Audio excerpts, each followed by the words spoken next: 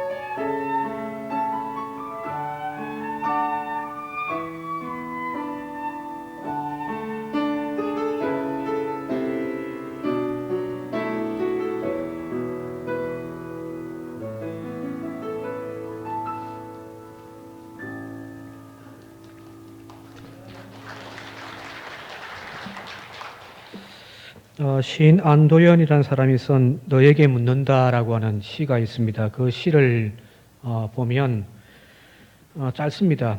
연탄재를 함부로 차지 마라. 너는 누구에게 한 번이라도 뜨거운 사람이었느냐. 저기 시에 다예요. 볼품없다고 쓸모없다고 길거리에 있는 그 연탄재 발로 차기도 하잖아요. 그죠? 그런 연탄재를 함부로 차지 말라는 거예요. 그 짧은 시간이지만 자신을 온전하게 태워 누군가를 따뜻하게 해주는 존재였다는 거예요. 그러면서 너는 누군가에게 한 번이라도 뜨거운 사람이었더냐. 우리 스스로를 한번 좀 되물어보는 시간이 되었으면 좋겠습니다. 특히 연말 주변에 누군가에게 위로자가 되어지고 누군가에게 희망의 빛이 되어지는 교회, 그런 성도, 그런 인생을 살았다면 행복한 인생을 산 것이 아닐까 싶습니다. 오늘 코로나로 인하여서 모두가 다 절망적으로 살아가고 있는 이 현실 속에서 땅에는 평화요 하늘에는 영광이 되어지는 그 주님을 노래하는, 그리고 또 누군가에게 따뜻한 품으로 내가 받은 그 사랑을 함께 나눌 수 있는 이번 이 계절과 이 성탄절이 되어질 수 있기를 바랍니다. 2000년 전, 지금으로부터 2000년 전에 팔레스타인 땅이라고 하는 그곳의 현실은 오늘 우리들처럼 깊은 어두움이 내려져 있는 절망의 땅이었습니다. 이 시대에 묵시 사상과 문학이 굉장히 많이 발달했었습니다. 그건 또 다르게 표현하면은 그 시대가 그만큼 절망적이었다라고 하는 반증이기도 하고요.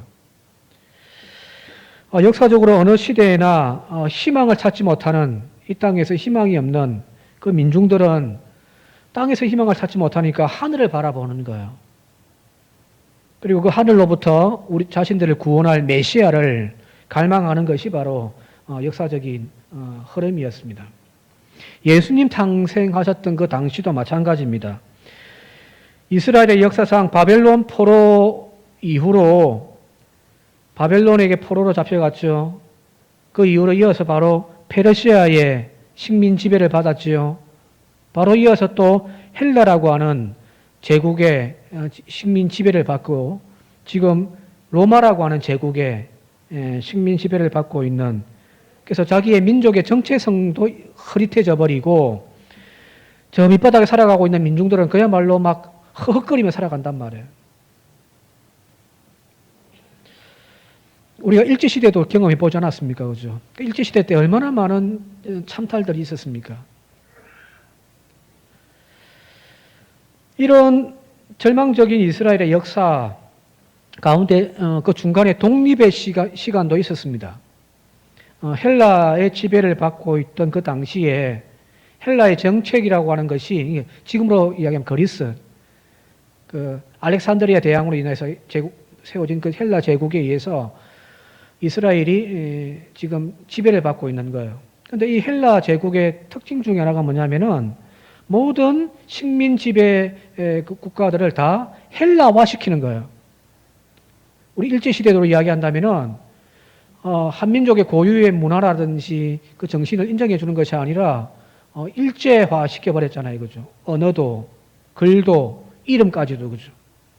헬라 시대의 정책이 바로 그렇습니다. 바로 이런 시대에 이스라엘의 정체성은 잃어버릴 수밖에 없죠. 다른 어떤 세상과 구별되어진 나라가 이스라엘이잖아요. 다른 나라들이 다 다신론을 믿고 있다 할지라도 유대인들만큼은 유일신 오직 하나님만을 섬기게 됐단 말이에요. 그런데 이 헬라 지배 아래에서 그들의 종교, 문화, 정치까지 모든 것이 헬라화 되어져 버리는. 그래서 이 헬라 시대에는 황제를 숭배하게 만들어 버렸습니다. 일제를 생각하시면 돼요. 일제 시대 우리의 경험들을. 바로 이 시대에 이스라엘의 신앙, 그 정체성을 지키기 위하여 제사장을 중심으로 해서 독립운동이 일어납니다. 마카오베오라고 하는 그 사람들에 의해서 이제 독립운동이 일어났고 일시적으로 마카베오 왕조라고 하는 하스팀 왕조라고 하는 독립국가가 유대 땅에 세워지기도 해요. 그래서 신앙을 다시 되찾기도 하고요. 근데 그 독립기간이 그렇게 길지가 않습니다. 이게 헬라의 세력을 계속해서 목을 조여오니까 이 하스몬 왕조가 마카베오 왕조가 로마 제국과 함께 동맹을 맺거든요. 자기 힘으로는 이렇게 할 수 없잖아요. 그러니까 당시에 신흥 강국이었던 로마와 손을 잡게 되어지는데 나중에 이 로마가 이 유대 땅을 다시금 정복해 짓밟아버린 굴문화발을 다시금 모든 자유를 다 로마에게 저당 잡혀버리는 거죠. 잠시 잠깐 한 70년 가까운 시간 동안은 독립 기간이 있었지만 오랜 역사, 거의 한 500년 가까운 시간을 자기의 민족의 정체성을 잃어버린 채 누군가의 지배를 당하면서 살았던 것이 바로 유대인의 역사입니다. 바로 이 시기에 그냥 단순하게 어떤 문화와 정치만이 빼앗긴 것이 아니라 영적인 암흑기이기도 했단 말이에요. 앞서 이야기했듯이 유대인들은 황제 숭배를 강요당했습니다. 헬라 시대에 안티쿠스라고 하는 왕은 어떻게 했냐면은 예루살렘의 성전에다가 제우스의 신상까지 세워놨습니다. 그러니까 하나님도 섬겨야 되지만은 그 하나님을 섬기는 사람이 다른 신을 섬길 수 없잖아요. 그죠? 그건 배교니까요. 그죠?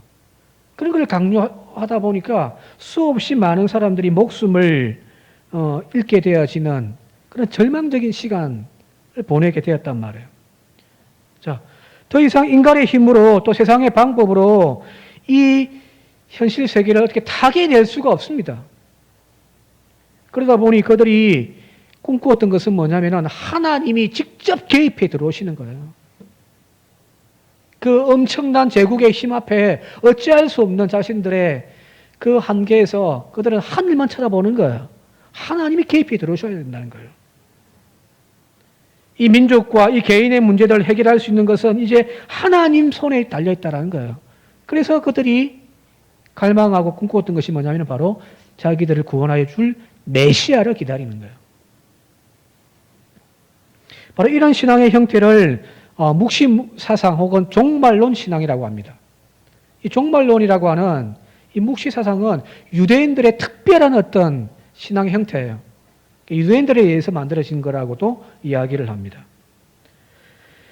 이 메시아의 도래를 갈망하면서 이 종말적인 역사의 끝에 가게 되어지면 지금 우리가 이렇게 신음하고 이렇게 짓눌려 살지만 하나님이 이 땅에 오시면 뒤엎어 놓을 거라는 거예요. 바로 이런 사상이 지배적으로 시대 정신이 되어졌던 것이 바로 구약 성경과 신약 성경의 그 중간 시대 한 400년에 이르는 그 시간에 이루어졌던 유대인들의 신앙의 형태들이었습니다. 그러니까 유대인들은 전부 종말 신앙에 빠져 있는 거예요. 주님이 오셔야 된다.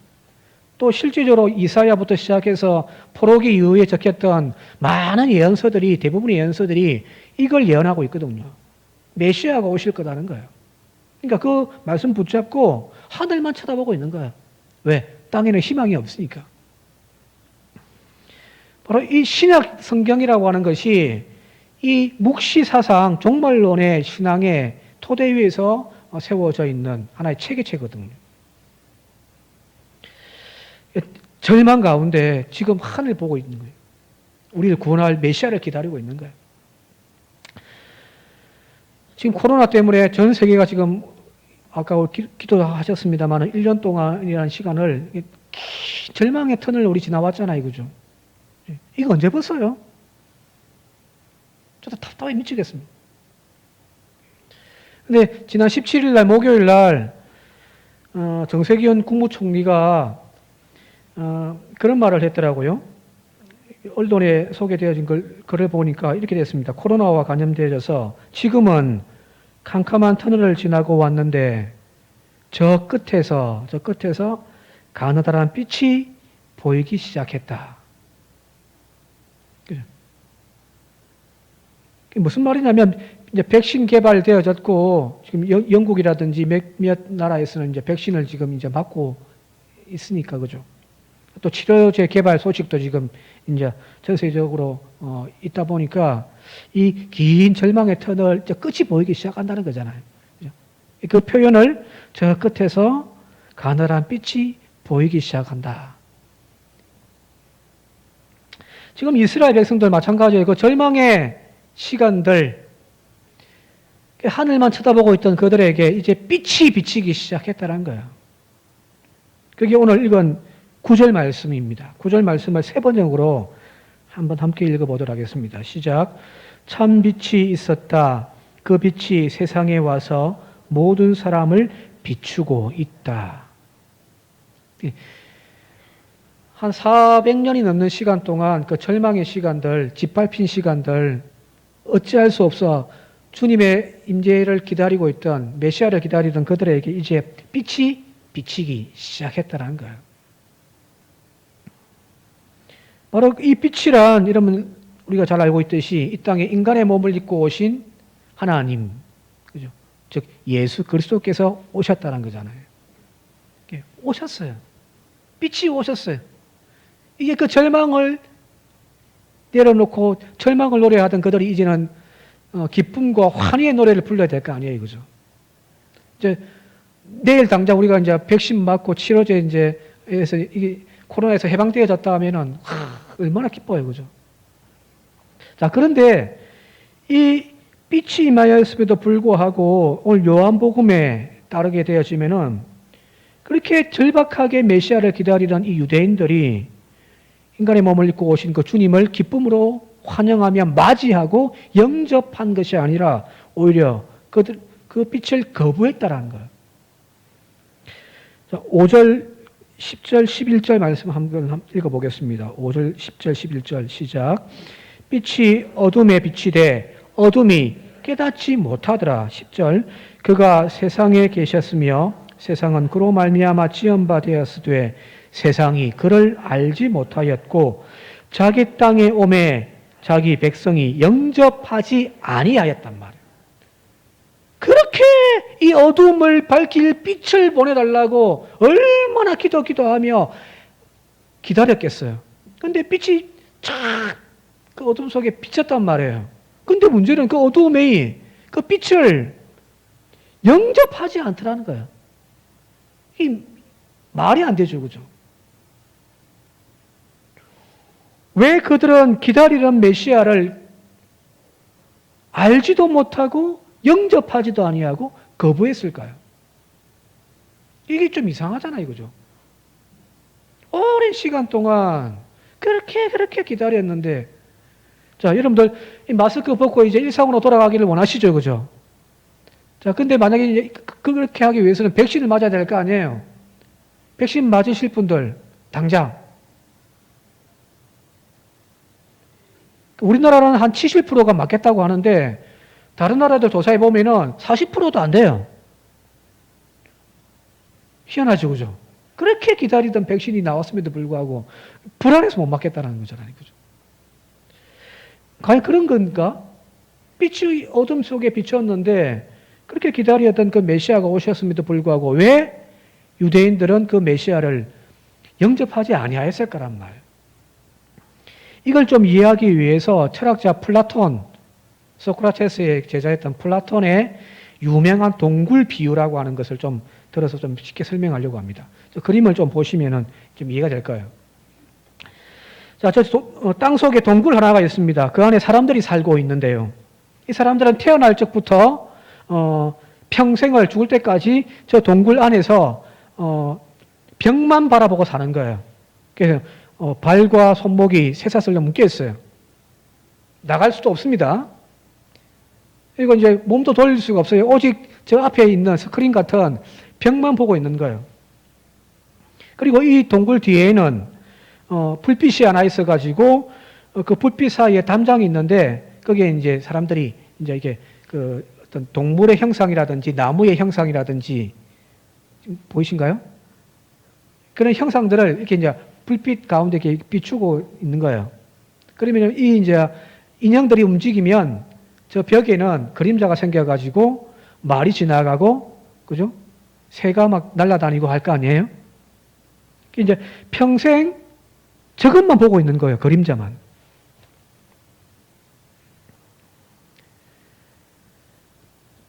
바깥 세상을 본 적이 없습니다. 왜? 묶여 있으니까요. 뒤를 볼 수 없도록 묶여져 있기 때문에 평생 동안 그 벽면에 비춰져 있는 저 그림자가 세상의 전부라고 생각을 하고 있는 거예요. 그림자를 실체라고 여기고 있는 거란 말이에요. 그런데 어느 날 누군가 한 명이 이 쇠사슬을 우연하게 풀고서 밖으로 나가는 거예요. 밖으로 나갔더니 지금까지 봤던 나무 같은 어떤 그림자가 진짜인 줄 알았는데 밖에 나가 보니까 진짜 나무를 본 거예요. 그게 날아다니는 새를 진짜 본 거예요. 지금까지 내가 보고 내가 진실이라고 여겼던 그 모든 것들이 다 허상이었다는 걸 사실을 이제 깨닫게 되어지는 거죠. 그죠? 그리고 그가 다시금 동굴 안으로 들어와서 그 사람들에게 깨우치며 가르쳐 주는 거예요. 저거 허상이야. 저 밖으로 나가면 진짜가 있어. 나는 그걸 보고 왔단 말이에요. 그죠? 그런데 사람들이 어떻게 하냐면은 그걸 믿지를 않습니다. 거부해버립니다.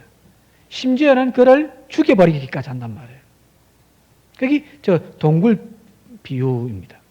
아마 이 이야기는 자신이 따랐던 소크라테스가 그 당시에 진리를 외치다가 독배를 마시며 죽었잖아요. 그죠? 그죠? 진실을 이야기하고 진리를 이야기하는 그 스승이 죽었던 것을 가슴이 아파했던 그가 그걸 깨우치지 못하고 여전히 허상만 쫓고 있는 이 세상을 바라보면서 비유적으로 한 이야기가 아닐까라는 거예요. 여러분, 종교라고 하는 것이 잘못되어져 갈 때, 타락의 길로 나아갈 때 종교 지도자들이 진리의 말씀을 제대로 가르치지 아니하고 인간의 욕망을 가르치고 그걸 떠벌리기 시작할 때에 이런 현상들이 나타나는 거죠. 그죠? 진리를 향해 참된 빛을 찾아서 동굴 밖으로 사람들을 이끌어 나가야 될 것이 종교의 역할이잖아요. 그죠? 세상에 물질과 돈에 욕망에 빠져 있는 이 세상을, 죄악 세상을 손가락질하여 예수 그리스도를 가르치며 그분에게로 인도하는 것이 교회의 역할이고 종교의 역할이란 말이에요.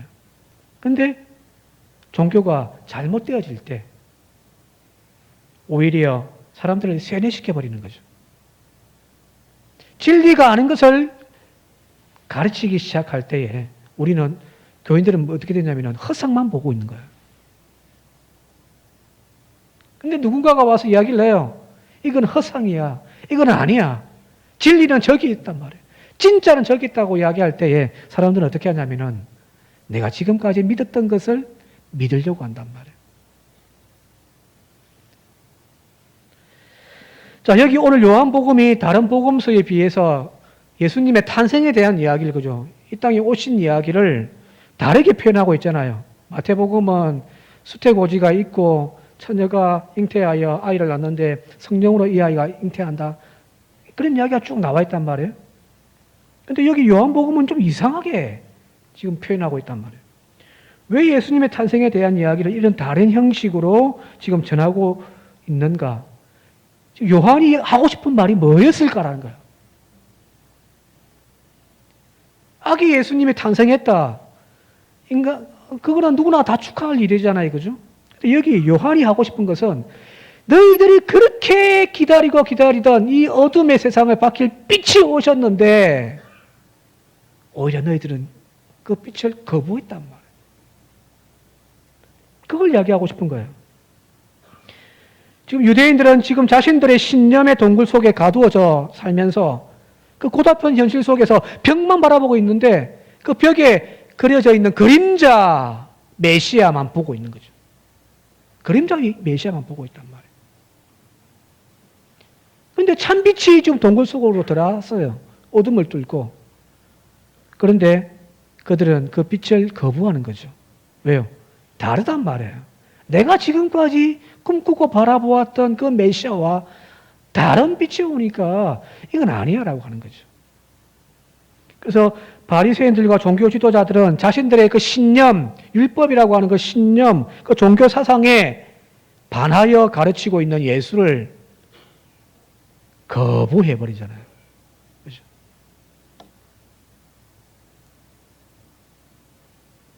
그를 이단화 취급해버리고 그를 십자가에 죽기까지 한 것이 바로 종교 지도자들이었습니다. 왜요? 우리가 알고 있는 것과 다른 메시아가 왔단 말이에요. 일반 대중들도 마찬가지입니다. 초창기 예수님께서 사역을 시작할 때에 마태복음에 나와 있듯이 앞부분에 보게 되어지면 전부 기적의 이야기잖아요. 그죠? 병든 자들 고쳐주시고, 무리를 걸으시고, 폭풍을 잠잠케 하시고, 뭔가 이 세상에 어떤 자연의 힘보다 더 강한 진짜 하나님의 능력을 가지고 있는 그분이 등장했단 말이에요. 수많은 사람들이 모였습니다. 가는 곳마다 쫓아다녀요. 심지어는 주님께서 밥 먹을 겨를도 없이, 잠잘 겨를도 없이 사람들이 모여들어요. 그들이 모여서 그 예수를 향하여 뭐라고 이야기하냐면은 다윗의 자손이여 호산나 호산나 하더란 말이에요. 그죠? 이 다윗의 자손이라는 표현이 무슨 표현인가요? 이사야에서부터 나와 있는 그 메시아에 대한 명칭이거든요. 다윗의 자손이에요. 그런데 예수님의 사역 후반기에 딱 가게 되시면은 그 많던 사람들이 지금 다 떠나가 버립니다. 왜요? 그들이 알고 있었던 그 메시아의 모습과 예수의 살아가는 모습이 너무 다르더란 거예요. 처음에는 기적도 행하고 능력도 행하니까 우리가 기다렸던 예수가 우리를 구원하실 메시아가 저분이다라고 싶어서 우르륵 모였는데 웬걸요? 이분이 만나는 사람들마다 세리요 죄인들이에요. 세상 사람들이 손가락질하면서 거부하며 밀어내는 그 사람들과 친구를, 심지어는 마지막에는 세상의 권력 앞에서 나약하게 십자가 지고 십자가에 못 박혀 죽는 모습 보고서 많은 사람들이 예수에게서 등을 돌려버리는 거죠. 그들이 꿈꾸었던 메시아는 어떤 모습이냐면은 그 이전의 다윗의 시대의 그 영광을 다시금 재현해 줄 뿐입니다. 이게 다윗의 자손이에요. 자기의 오랜 역사 가운데 가장 화려하고 빛났던 그 역사, 그게 다윗의 시대란 말이에요. 그 다윗의 시대의 영광을 다시금 회복해 줄 분이 바로 메시아라고 생각을 했는데 웬걸요? 여기 지금 메시아라고 온 그분의 모습 보니까 추하기 짝이 없단 말이에요. 나약하기 짝이 없어요. 저게 무슨 메시아냔 말이에요. 그래서 그들은 빛으로 오신 그 주님을 거부해버린 거죠. 즉 메시아에 대한 그들의 고정관념이 결국 빛으로 오신 주님을 외면하고 홀대하였다라는 겁니다. 그게 지금 요한복음 1장에 나와 있는 이야기의 핵심이에요. 오늘을 살아가고 있는 우리도 이런 어리석음을 지금 행하고 있지는 않는가라는 거예요. 나의 필요를 채워주시는 분, 나를 고쳐, 나를 부유케 하시는 하나님, 그 권세에 누려 세상의 어떤 누구보다도 더 화려한 인생을, 성공한 인생을 살아가도록 하시는 분, 그분이 구주라고 우리는 생각을 하고 있습니다. 이러한 우리 나름대로의 이 그림자를 바라보면서 우리는 저것이 메시아다, 저것이 우리를 이끌실 주님이시다 라고 우리는 지금 믿고 있지는 않습니까? 그러다 보니 우리 곁에 다가오시는 지극히 작은 모습을 하고 계신 그 주님은 우리에게 외면되어지고 거부되어지잖아요. 하나님이 뭔가 우리에게 큰 능력과 은혜를 입혀주면 그게 하나님의 우리 은혜라고 우리는 생각한단 말이에요. 근데 하나님이 나에게 질병을 지금 가져다 주셨으면요. 지금 나에게 지금 이런 아픈 고통을 하나님이 나에게 주셨다면요, 이건 하나님의 은혜가 아니다라고 우리는 생각을 하고 있단 말이에요. 왜요? 하나님의 은혜라고 하는 개념을 우리는 허상을 지금 가지고 있기 때문입니다. 화려하고 잘되고 번성하고 성공하고, 그러니까 그렇지 못한 나의 삶의 모습에서는 하나님의 은혜가 없다라고 우리는 이야기를 한단 말이에요.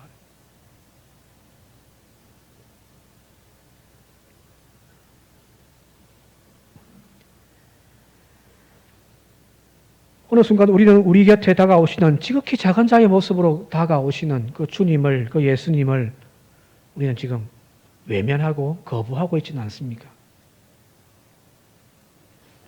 그런 것들은 하찮은 자들이 하는 것이지 주님이 하실 일은 아니야. 주님과 어울리지 않아. 메시아는 세상을 호령할 권세와 능력으로 높은 곳으로 오르는 그런 분이다라고 우리도 생각하고 있지는 않습니까? 그러나 성경이 우리에게 보여주는 그 메시아의 모습, 그 예수님의 모습은 우리의 생각과 달리 굶주린 자, 옥에 갇힌 자, 병든 자의 모습으로 오십니다.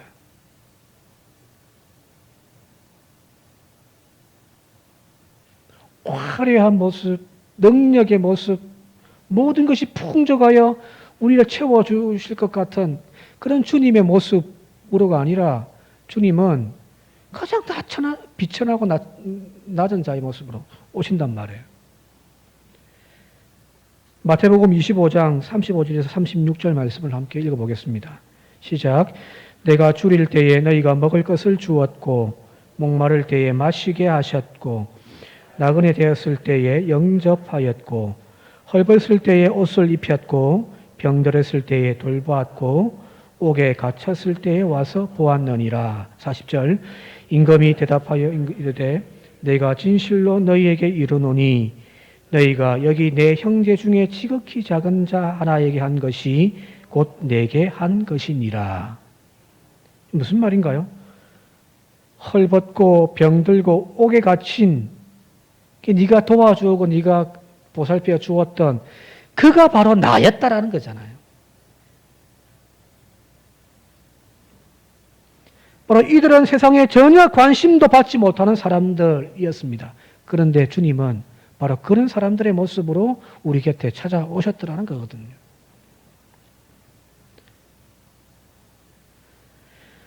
따라서 예수님의 탄생의 자리, 예수님이 나셨던 그 자리, 여러분들 잘 아시듯이 화려한 예루살렘 궁전이 아니라 바로 그 옆 동네 작은 촌락 베들레헴에서, 그것도 보잘것없는 마국간에서 나셨던 분이 바로 예수님이잖아요.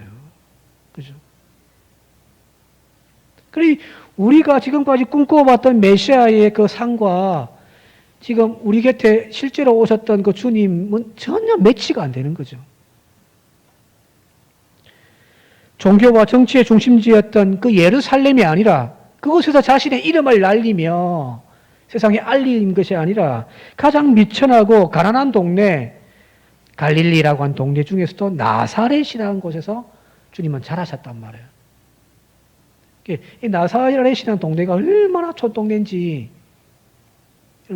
나다나엘이라는 사람이, 제자가 처음에 예수님에 대한 소식을 듣고 뭐라고 이야기하죠? 나사렛에서 무슨 선한 것이 나오겠느냐. 촌동네 중에 촌동네예요. 그리고 바리새인들과 부자, 권세가들과 함께 친구 삼아 자신의 이름을 높인 것이 아니라 오히려 세리와 죄인들과 병든 자들을 친구 삼아 사셨던 분이 바로 예수님이시라는 거예요. 자, 오늘도 마찬가지 아닐까요? 주님이 오신다면 어디로 오실까요? 대형 교회요? 아닙니다. 서울의 강남 부자 동네요? 아닐 거예요. 오늘도 우리 주변에 신음하고 버려진, 그래서 예수님이 아니면 도저히 살 희망조차 없는 바로 그곳에 주님은 찾아오실 거란 말이에요. 그곳에서 우리는 주님을 만날 수가 있는 거죠. 차별받고 외면당하는 이 시대의 이웃들을 오늘도 가슴 아파하며 그들을 품기 위하여 내려오시는 그 자리가 바로 주님을 만날 수 있는 자리인 거죠. 그러니까 주님은 그런 곳에 오시는데 오늘 우리는 한국 교회와 저와 여러분들의 마음은 지금 그 가난한 베들레헴의 마국간 같은 심령의 가난한 모습으로 있는가? 아니요. 허상만 꾸고 앉아있단 말이에요. 한국 교회가. 한국 교회를 향해서 따끔한 소리를 했던 한완상 전 총리가 2004년도인가요? 적었던 책 중에 예수 없는 예수교회라고 하는 책이 있습니다. 한국 교회의 현실을 아주 신랄하게 적었던 책인데 어떤 인터뷰에서 이 책과 관련되어져서 인터뷰를 하다가 이 한완상 총리가 이렇게 이야기를 했습니다. 제가 한번 읽어드릴게요. 기독교가 개독교로 폄하되고 있다. 교회가 세상을 걱정해야 하는데 현실은 그렇지 못하니 가슴 아프다. 현재 5만 개가 넘는 한국 교회 중 예수 없는 예수 교회가 대부분이다.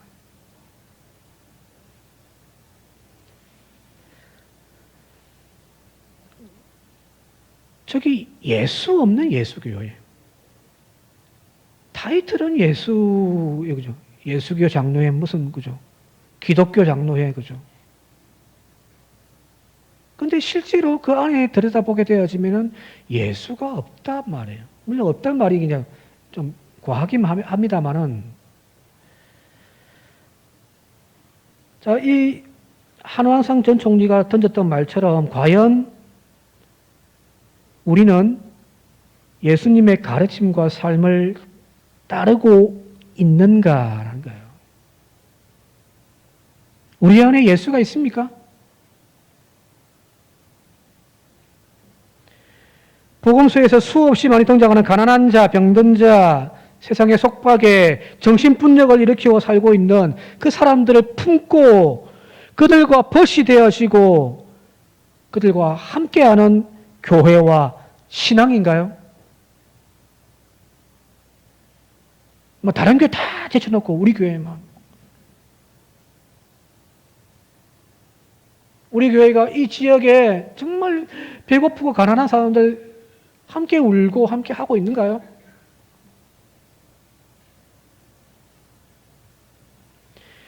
예수님의 가르침처럼 내 원수를 위하여 원수를 갚고 분노하기보다는 오히려 그들을 위하여 기도하고 있습니까? 오리를 가자면 십리를 동행하고 계신가요? 세상의 빛과 소금으로 이 어둠의 권세를 깨트리는 희망의 등불로 우리는 지금 밝히고 있습니까? 누군가가 나를 보면 위로를 얻고 삶의 희망을 얻고 있습니까?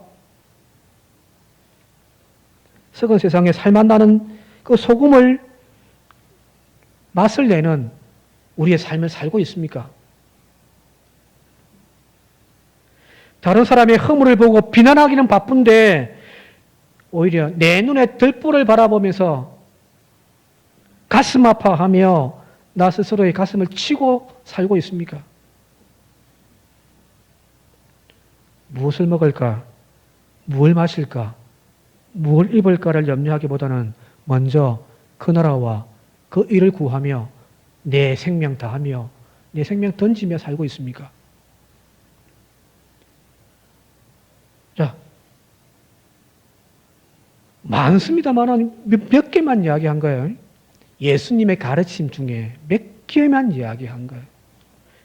그런데 이 몇 개조차도 우리는 제대로 살고 있습니까?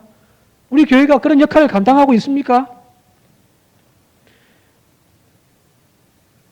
그렇게 살지도 않으면서 그렇게 교회가 예수의 모습으로 가르침대로 나아가려고 몸부림도 치지 않으면서 여기에 무슨 예수가 있어요?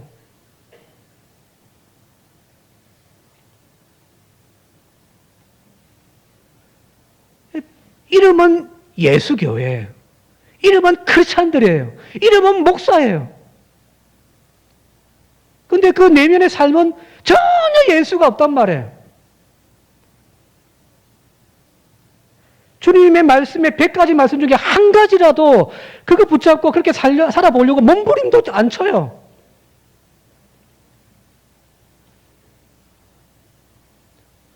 예수 없는 예수교회가 되어버렸습니다. 예수 없는 예수 신자들이 되어버렸단 말이에요.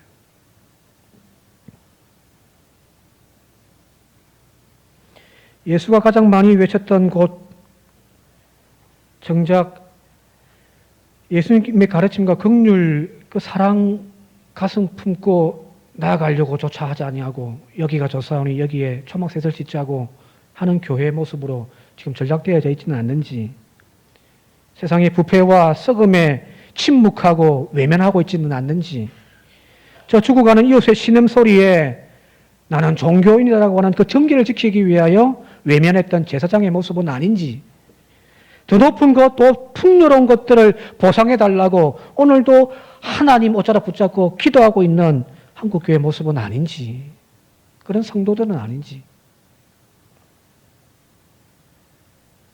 오늘 한국교회가 이제 예수 없는 예수교회가 되었다면은 오늘 그곳에 성탄절요, 우리끼리 앉아가지고 찬송 부르고 노래 부른다고 주님이 그 기뻐하실 것 같습니까? 아니란 말이에요. 그죠? 자, 이제 그곳에서 첫날 주님을 기다리고 있다고 주님 찾아오지 않습니다. 그런 자리에는요. 바로 이곳에서 예수 만나겠다고 예배하고 찬양하고 기도하고 하고 있다면 빨리 그 자리를 박차고 나와야죠. 그죠? 여기 주님이 안 오는데 여기 왜 앉아있단 말이에요? 그러면 주님 오실 자리로 찾아가야죠. 그죠? 화려하게 꾸며진 교리화된 예수가 아니라 말씀이 육신을 입어 이 땅에 오신 주님을 만나기 위하여 겸허히 우리가 가야 할 곳이 어디냐면 주님의 말씀 앞에 자리로 나아가야 되는 거예요. 왜요? 말씀이 육신을 입고 이 땅에 오시는 거니까요. 자, 그 자리가 어딜까? 두 가지만 말씀드리면 첫 번째는 성경의 자리입니다. 성경의 자리. 말씀이 육신을 입었던 것처럼 우리의 머리와 입술에 고백되어지는 예수가 아니라 우리의 가슴으로, 행동으로, 삶으로 성육신되어지는 그 예수를 만나야죠. 그죠? 두 번째는 예수님이 찾아가셨던 그 낮고 비천한 삶의 현장이 예수를 만날 수 있는 자리란 말이에요. 자, 이제 말씀 좀 정리하도록 하겠습니다. 예수 없는 크리스찬, 예수 없는 교회의 허물을 이제 벗어버려야 될 거 아니에요. 그죠? 이대로 살다가 세상의 짓밟힘에 망해버리는 교회가 되어서는 안 될 거 아니에요. 다시금 우리가 빛으로 오신 그 주님을 외면함이 아니라 환대하며 맞이하기 위하여 이제 주님 앞으로 나아가는 우리 교회와 저와 여러분들이 되어질 수 있길 바랍니다. 이번 성탄, 지극히 높은 곳에서는 영광이요, 또한 땅에서는 하나님이 기뻐하시는 사람들의 평화가 임하는 그 성탄을 맞이하기 위하여 내 안에, 우리 안에 주님을 맞을 준비를 하는 저와 여러분들 되어줄 수 있기를 주님 이름으로 축원드립니다.